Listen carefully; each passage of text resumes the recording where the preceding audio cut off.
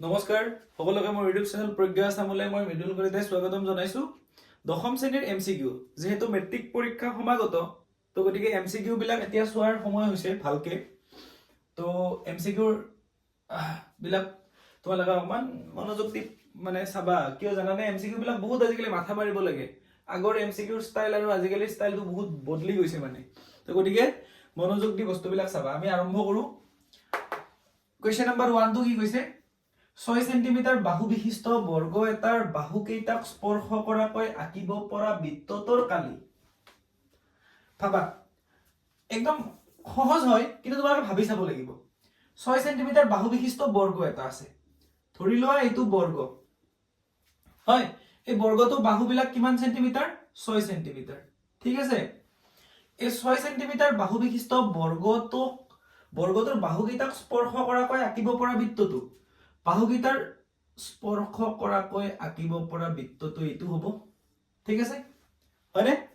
তো এই বৃত্তটোৰ কালি লাগে। এতিয়া চোৱা, তোমালোকে বৃত্তৰ কালি ওলাব লাগিলে পাই আৰ স্কোৱাৰ এইটো সূত্ৰ তোমালোকৰ মনলৈ আহিব। ঠিক আছে, তো এই সূত্ৰটোত কৰিব লাগিলে তোমালোকে চাব লাগিব ব্যাসাৰ্ধ লাগিব। তোমালোকক কি লাগিব? ব্যাসাৰ্ধ লাগিব, হয়নে? তো ইয়াতেতো ব্যাসাৰ্ধও দিয়া নাই, সেইখিনিতে মেথছটো লুকাই আছে। তো তোমালোকে ভাবিব লাগিব ইয়াতে ব্যাসাৰ্ধ কোনডাল, এইখিনিহে বৃত্তটোৰ ব্যাসাৰ্ধ। তো ব্যাসাৰ্ধটো পাব লাগিলে আমি এইডাল গোটেইডাল ব্যাস, এই ব্যাসডাল কিমান সেন্টিমিটাৰ চোৱা না। এইখিনি যদি 6 সেন্টিমিটাৰ হয়, ব্যাসডালো কিমান সেন্টিমিটাৰ? 6 সেন্টিমিটাৰ, কাৰণ বৰ্গৰ বাহুকেইটাক স্পৰ্শ কৰিছে। এতিয়া ব্যাসডাল 6 সেন্টিমিটাৰ, নিশ্চয় বুজি পালো ব্যাসডাল 6 সেন্টিমিটাৰ। তো তেতিয়াহ'লে ব্যাসাৰ্ধডাল কিমান সেন্টিমিটাৰ হ'ব? 3 সেন্টিমিটাৰ। গতিকে 3 সেন্টিমিটাৰ ব্যাসাৰ্ধ ধৰি পেলাই যদি আমি বৃত্তটোৰ কালি ওলাই দিওঁ, বৃত্তৰ কালিটো পাই আৰ স্কোৱাৰ। গতিকে তোমালোকে পাইৰ মানটো চোৱা, উত্তৰ কেইটাত অকণমান মনোযোগ দিবা। উত্তৰ কেইটাত পাইৰ মানটো পাইৰ মানেৰে সৈতে আছে, তাৰমানে পাইৰ মানটো ভাঙি দিব নালাগে। পাইটো পাই ৰাখি দিয়াচোন, পাই ইনটু আৰ স্কোৱাৰ। আৰ মানে কিমান পালা? 3 পালা, 3 স্কোৱাৰ। গতিকে 3 স্কোৱাৰ মানে 9 পাই সেন্টিমিটাৰ স্কোৱাৰ। তো কোনটো শুদ্ধ উত্তৰ হ'ল? D2। মানে এনেকুৱাকে ভাবিব লগা এমচিকিউ বিলাক আহিব। অকমান ভাবি চিন্তি কৰিলে তোমালোকৰ প্ৰব্লেম নালাগে, মই জানো, আৰু ভালকে মনোযোগ দি চাই থাকিবা। নেক্সট এমচিকিউটো চাম, 1 নম্বৰটো হৈ গ'ল। নেক্সট এমচিকিউটো চাম যে বৃত্তক স্পৰ্শ কৰি থকা সামান্তৰিকটো। আমি তোমালোকৰ চেপ্টাৰ 10ত আমি পাইছো বৃত্ত এটা এনেকে স্পৰ্শ কৰি থকা যিটো সামান্তৰিক আছে, সেই সামান্তৰিকটোৰ আটাইকেইডাল বাহুকে আমি সমান বুলি দেখুৱাব পাৰো। আৰু আটাইকেইডাল বাহু যেতিয়া সমান হয় তাক আমি কি বুলি কওঁ? ৰম্বাস বুলি কওঁ। তাৰমানে বৃত্তক স্পৰ্শ কৰি থকা সামান্তৰিকটোক আমি কি বুলি ক'ব পাৰো? ৰম্বাস বুলি ক'ব পাৰো। নিশ্চয় বুজি পাইছা? বুজি নাপালে জনাবা। এতিয়া চোৱা, নেক্সট এমচিকিউটো আৰ ব্যাসাৰ্ধযুক্ত, মানে আৰ ব্যাসাৰ্ধটো ডাইৰেক্ট সাংখ্যিকভাৱে দিয়া নাই যদিও আৰ বুলি কৈছে। আৰু এইচ উচ্চতাযুক্ত এটা বেলন, বেলন মানে চুঙা, বেলন মানে কি? চুঙা। আৰু এটা শংকুৰ আয়তনৰ অনুপাত। কাৰ আয়তনৰ অনুপাত লাগে? বেলন আৰু শংকুৰ আয়তনৰ অনুপাত লাগে, হয়। তো বেলন আৰু শংকুৰ আয়তনৰ অনুপাত আমি উলিয়াম। চাবা, বেলন আৰু শংকুৰ আয়তনৰ অনুপাত কেনেকে উলিয়াম, কথাটো মন কৰিবা। তো আমি যদি চাব যাওঁ এটা সাধাৰণ কথা, তোমালোকে মনোযোগ দিবাচোন। ইয়াতে এটা বেলন আছে, ধৰি লোৱা এইটো এটা বেলন, মানে চুঙা, আৰু ইয়াতে এইটো এটা শংকু। দুয়োটাৰ উচ্চতাটো একে, ধৰি লোৱা উচ্চতাটো একে, ব্যাসাৰ্ধটোও দুয়োটাৰ একে, ব্যাসাৰ্ধটোও একে। এতিয়া এইটো বেলনাকৃতিৰ পাত্ৰ, এইটো চুঙাকৃতিৰ পাত্ৰ। ইয়াতে যদি মই পানী ভৰাই লওঁ, কি ভৰাই লওঁ? পানী, এক ভৰ্তি কৰি পানী ভৰালো। সেই পানীখিনি চুঙাটোত ঢালি দিলো, চুঙাকৃতিৰ পাত্ৰটোত। তেতিয়া কিমান অংশ ফিল হ'ব জানানে? এই চুঙাকৃতিৰ পাত্ৰটোৰ 1/3 ফিল আপ হ'ব। এবাৰ আৰু ভৰালো, আৰু ঢালি দিলো, ইমান ফিল হ'ল। এইবাৰ আৰু ভৰালো, আৰু ঢালি দিলো ইয়াতে। পানী ভৰাইছো এই পাত্ৰটোত, ইয়াত ঢালি আছো, গতিকে এই চুঙাকৃতিৰ পাত্ৰটো ভৰ্তি হবলৈ শংকুটোৰ পৰা 3বাৰ পানী ঢালিব লগা হৈছে। তো কি গম পালা এই এক্সপেৰিমেন্টৰ পৰা? মানে এইটোৱে গম পালা যে বেলনৰ আয়তনটো 3 গুণ হয়। কাৰ আয়তনৰ 3 গুণ হয়? শংকুৰ আয়তনৰ 3 গুণ হয়। দুয়োটাৰ উচ্চতাটো আৰু ব্যাসাৰ্ধটো একে বুলি কৈছে, গতিকে কাৰ অনুপাত ওলাব দিছে? বেলন আৰু শংকুৰ আয়তনৰ অনুপাত। গতিকে বেলনটো আগত থাকিব, শংকুটো পিছত থাকিব, গতিকে আয়তনৰ অনুপাতটো কি হ'ব? 3:1। নিশ্চয় বুজি পাইছা? ইয়াৰ 3 গুণ, ইয়াৰ 1 গুণ। কিন্তু যদি তোমালোকক এনেকে কল হয়, প্ৰথমতে যদি শংকুটো দিলে হয়, তাৰপিছত যদি বেলনটো দিলে হয়, তেতিয়া অনুপাতটো কি হ'ল হয়? 1:3। কিন্তু আমাক বেলন আৰু শংকুৰ আয়তনৰ অনুপাত সুধিছে, তেতিয়া 3:1 হ'ব। মানে চুঙাৰ আয়তনটো শংকুৰ আয়তনৰ 3 গুণ। নিশ্চয় বুজি পাইছা? এইটো এমচিকিউ চোৱা কি কৈছে, যদি cos a ইকুৱেল a/b, তেন্তে আমি sin a ৰ মান ওলাব লাগে। কি দিলে? cos a equal just a/b বুলি কৈছে, sin a ৰ মান দিব লাগে, ওলাব লাগে। তোমালোকে এনেকুৱা এমচিকিউ আহিলে তোমালোকে ৰিলেশন চাবা, সম্পৰ্ক চাবা। sin আৰু cos ৰ সম্পৰ্ক কোনটো আছিলে?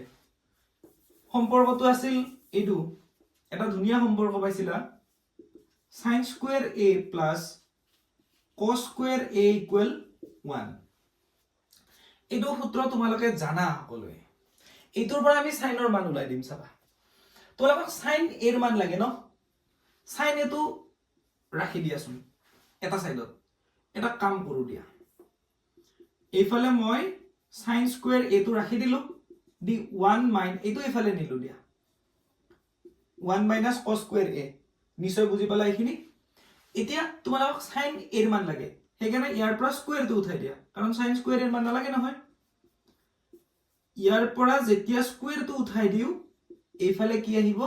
বৰ্গমূল। বৰ্গমূল কি হল? 1 minus cos square a। ঠিক আছে? এইবাৰ ইয়াতে মান বিলাক বহাই দিয়া, তো এইখিনিৰ মান যিমান হ'ব সেইটোৱে হ'ব sin a ৰ মান। 1 minus cos square a, এটা cos a, cos a ৰ মানটো আমাক দিছে a/b, a/b। এটা স্কয়াৰ আছে নহয়, হোল স্কয়াৰ হল। নিশ্চয় বুজি পাইছা? এটা স্কয়াৰ থকাৰ কাৰণে হোল স্কয়াৰ হল। এতিয়া 1 minus a স্কয়াৰ মানে a স্কয়াৰে হ'ব, b স্কয়াৰ b2 স্কয়াৰ হলে b স্কয়াৰে হ'ব। ইয়াৰ তলৰ লাইনটো মই ইয়াতে পাতি দিছো চাবা। এটা 1 ৰ পৰা এটো মাইনাস কৰি দিয়া, এইখিনিতে একো নাই মানে 1 আছে। 1 আৰু b স্কয়াৰৰ লসাগু ললে b স্কয়াৰে হ'ব। এটা 1 ৰ লগত কিমান পূৰণ কৰিলে b স্কয়াৰ? b স্কয়াৰ পূৰণ কৰিলে b স্কয়াৰ, গতিকে এই 1 টোৰ লগতো b স্কয়াৰ পূৰণ কৰিব লাগিব, এইটো হ'ব b স্কয়াৰ মাইনাস এইটো b স্কয়াৰ। b স্কয়াৰৰ লগত কিমান পূৰণ কৰিলে b স্কয়াৰ? 1, গতিকে এইটোৰ লগতো 1 পূৰণ কৰি দিয়া, কি হ'ব? a square. এতিয়া তোমালোকে চোৱা, বৰ্গমূল চিনডাল হৰৰ পৰা উঠি যাব, কিয়? হৰত স্কয়াৰ আছে, স্কয়াৰ ৰুট ওভাৰ উঠি যায়, হৰত অকল কি থাকিব? b, ওপৰত কি থাকিল? b square minus a square. ইয়াতকেতো আমি আৰু বেলেগকে কৰিব নোৱাৰো। নিশ্চয় বুজি পাইছা কোনটো অপচন শুদ্ধ হ'ব? Option number B. ঠিক আছে? এমচিকিউ নাম্বাৰ 5, যদি x plus 1 3x 4x plus 2 সমান্তৰ প্ৰগতিত থাকে। এতিয়া সমান্তৰ প্ৰগতি বুলি ক'লে তোমালোকে জানা, সমান্তৰ প্ৰগতি হল কিছুমান এনেকুৱা সংখ্যাৰ তালিকা। মানে একদম জানা, মই কৈ দিছো তথাপি এইটো বহুত সহজ গণিত, অকমান মাথা মাৰিলে হ'ব। ধৰা 10 20 30 40 50 এনেকে সংখ্যাবিলাক আছে।